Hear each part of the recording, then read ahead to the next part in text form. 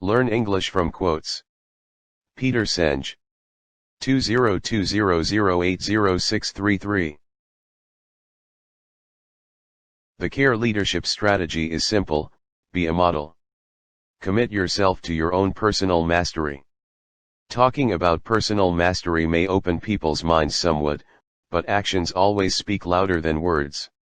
There is nothing more powerful you can do to encourage others in their quest for personal mastery than to be serious in your own quest.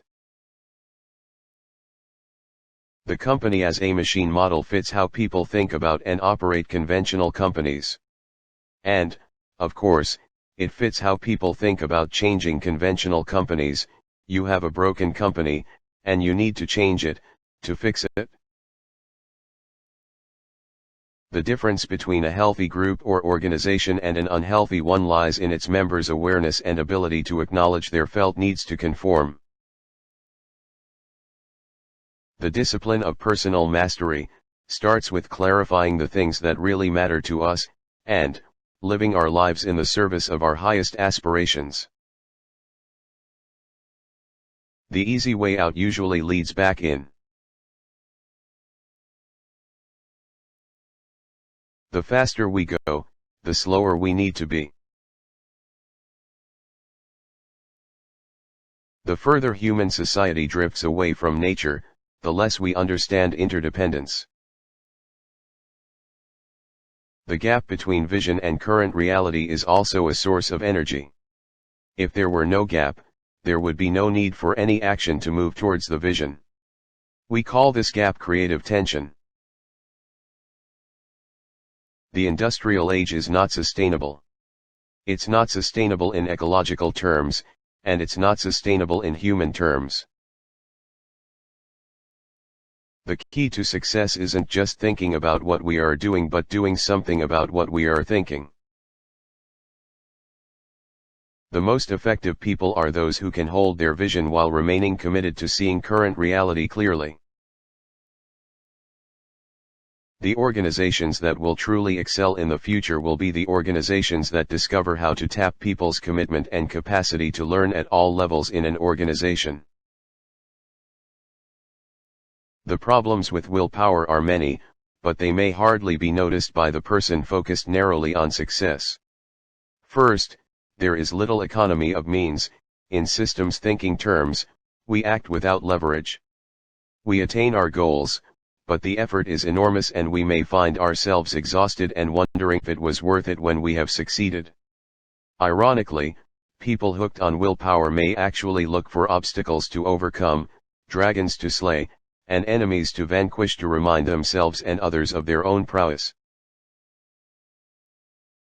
The rate at which organizations learn may soon become the only sustainable source of competitive advantage. The systems perspective tells us that we must look beyond individual mistakes or bad luck to understand important problems. The world is made of circles.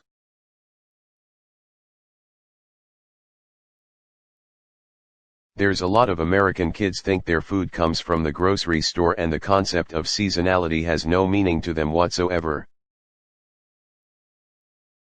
Through learning we recreate ourselves.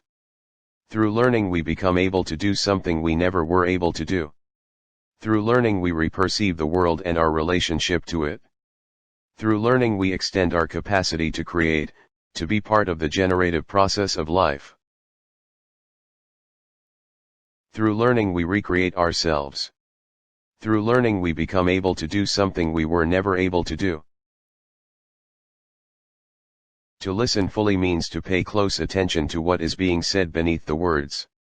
You listen not only to the music, but to the essence of the person speaking.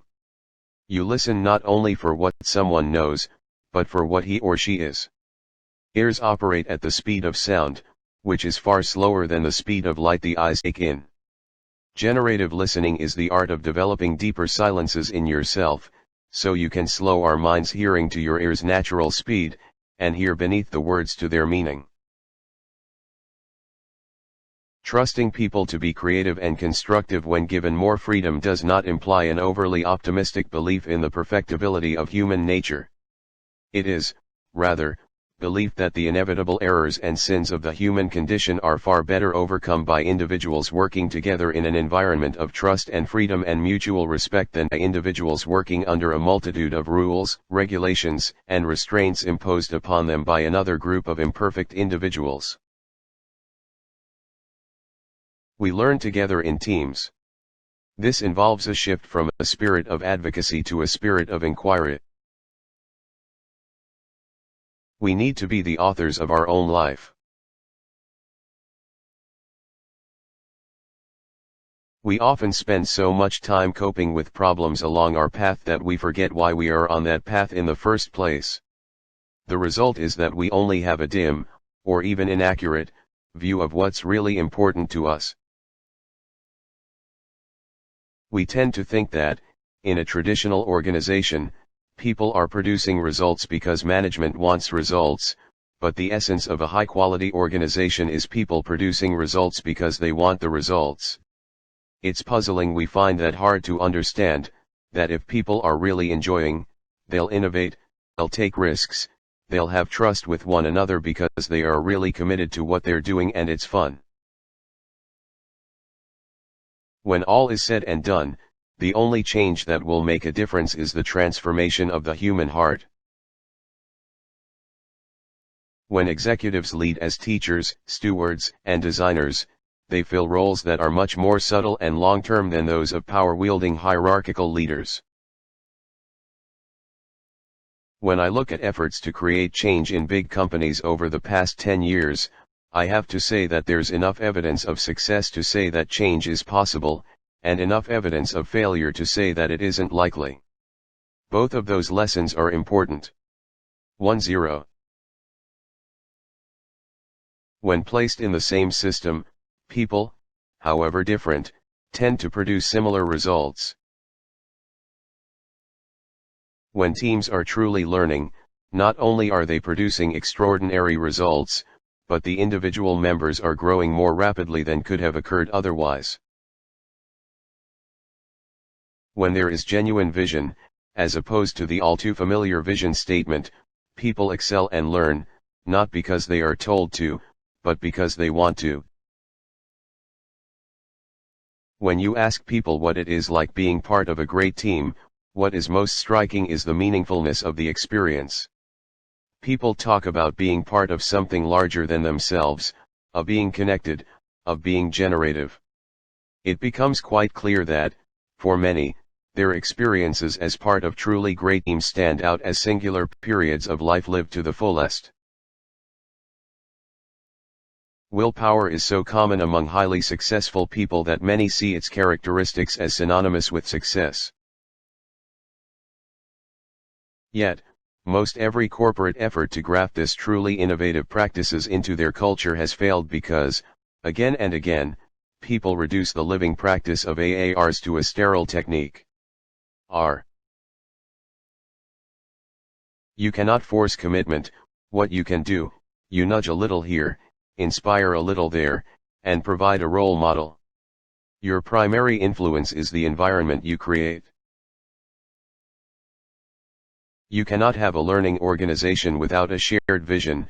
A shared vision provides a compass to keep learning on course when stress develops. New word. Change.